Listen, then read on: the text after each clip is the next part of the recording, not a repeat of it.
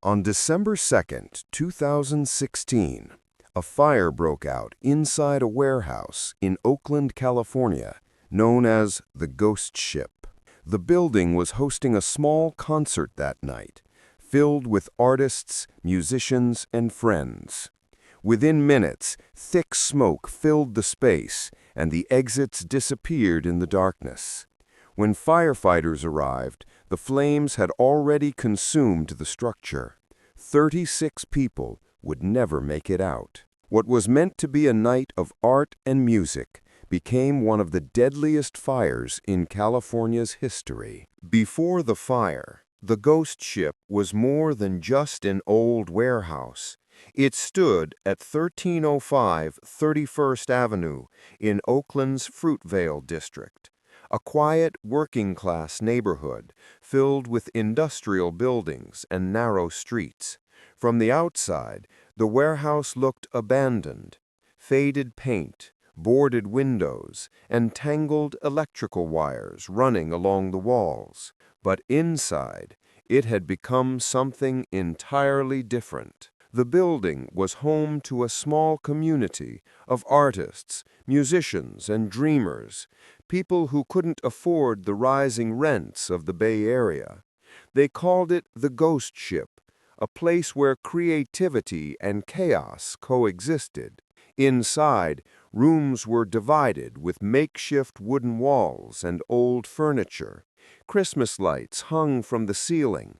Pianos sat beside piles of salvaged materials, and sculptures made from scrap metal filled the corners. It was cluttered, but to those who lived there, it felt alive.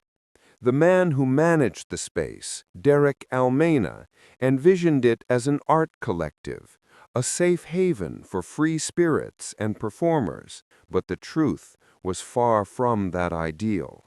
The warehouse had no sprinklers, no smoke alarms, and only 2 exits, one of which was partially blocked. The stairs leading to the second floor were built from wooden pallets, dry and unstable.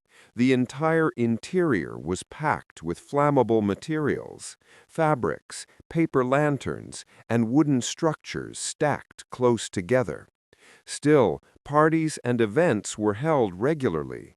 The city had no official record of the warehouse being used as a residential or performance space. Inspections had been missed or ignored, and complaints about safety had gone unanswered.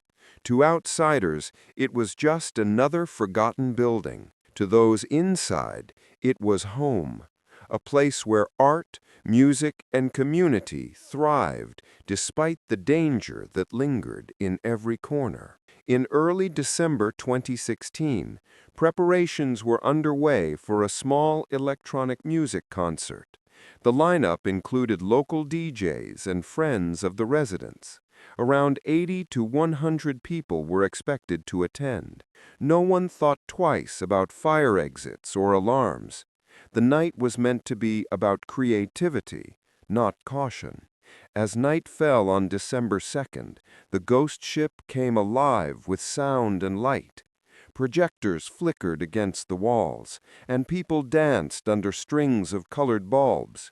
On the surface, it was just another underground show, one of many happening across Oakland's thriving art scene. But beneath the music and laughter, danger was quietly waiting. One spark would be enough to turn the Ghost Ship into a death trap.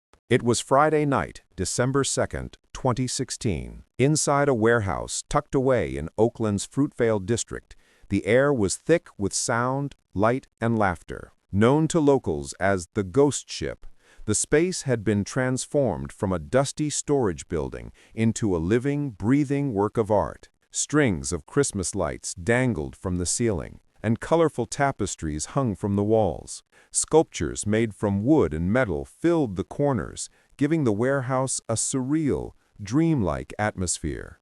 That night, an electronic music event called Golden Donna 100% Silk Tour was underway. Dozens of people had gathered. Artists, musicians, and friends, most in their 20s and 30s. Upstairs, The second floor served as both a living space and the concert area. Downstairs was a maze of pianos, old furniture, and tangled cords. The stairway between the two levels was made of wooden pallets, uneven, creaking, and dangerously dry. Around 11:15 p.m., the night was in full swing. The music pulsed through the building, and people danced beneath the colored lights. No one noticed the faint smell of burning plastic coming from the back of the first floor.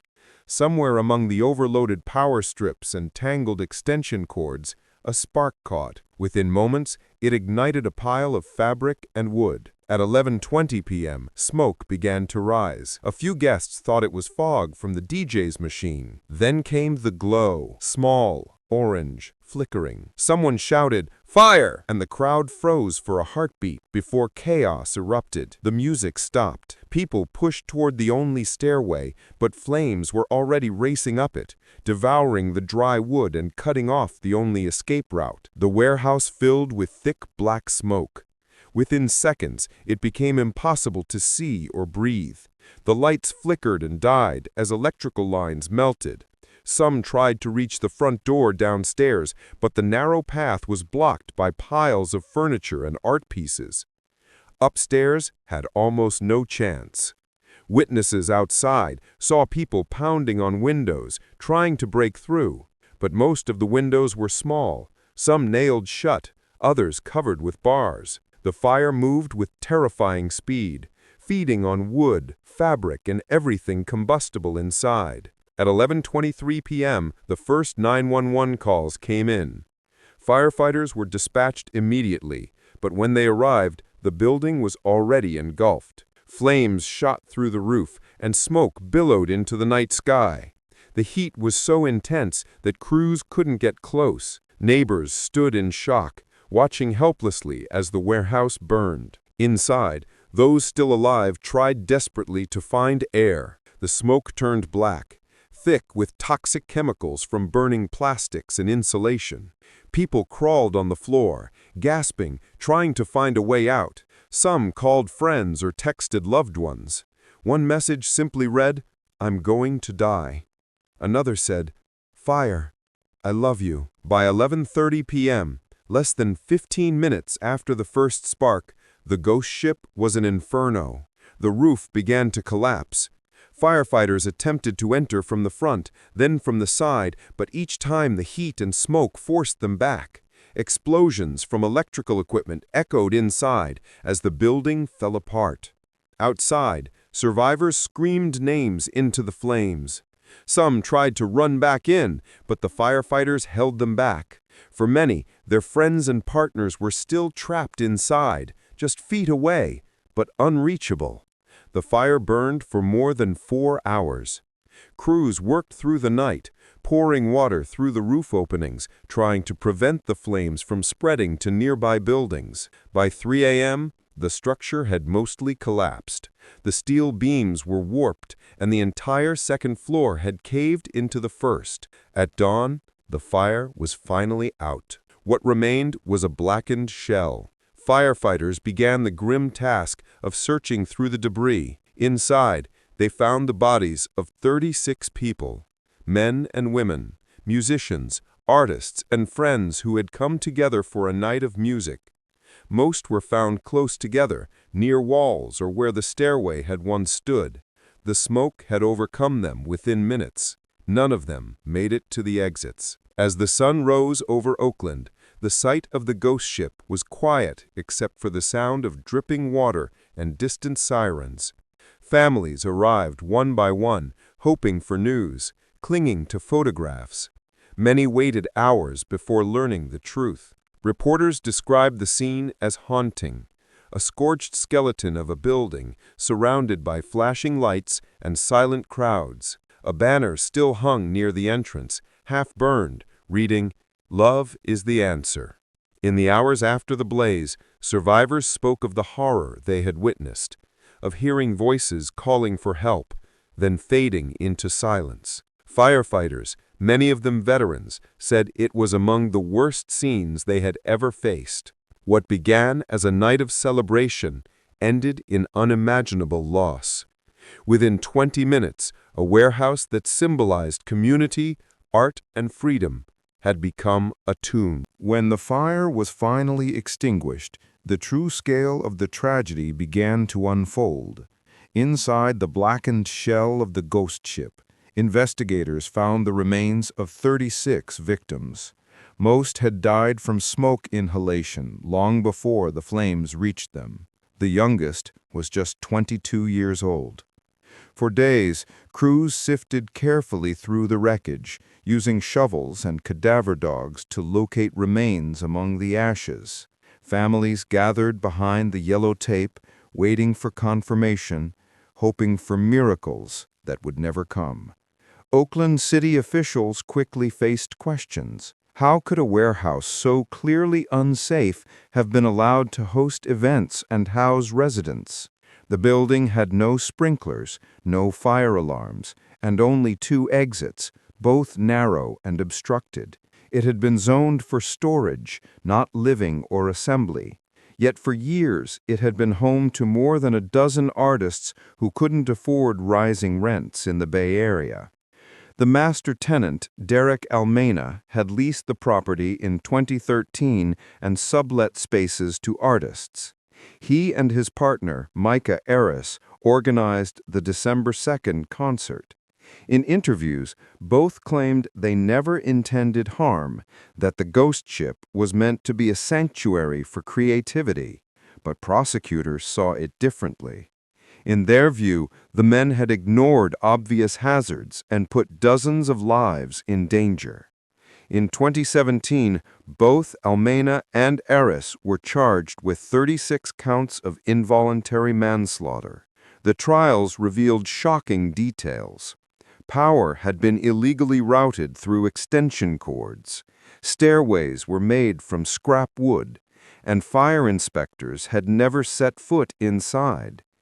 Emails showed repeated complaints from neighbors about unsafe conditions, none of which led to action. The first trial ended in a hung jury. A retrial followed years later. Eris was acquitted, but Almena eventually pleaded guilty. In 2021, he was sentenced to 12 years in prison, though most of it was served under house arrest because of time already spent in custody. The city of Oakland also faced lawsuits from victims' families. In total, settlements reached over $32 million. The tragedy sparked nationwide discussions about the housing crisis, fire safety, and the underground art scene that thrived in unsafe spaces. For survivors and families, the pain never faded. Many described the ghost ship as both a home and a death trap, a place built on dreams but destroyed by neglect. Today, the site of the fire is an empty lot, fenced off and silent. A small memorial stands nearby, covered in photos, candles, and painted messages. One reads, "For the 36 souls who danced their last night." The ghost ship fire remains a stark reminder of what happens when creativity collides with carelessness, and how in just a few minutes a sanctuary can turn into a grave.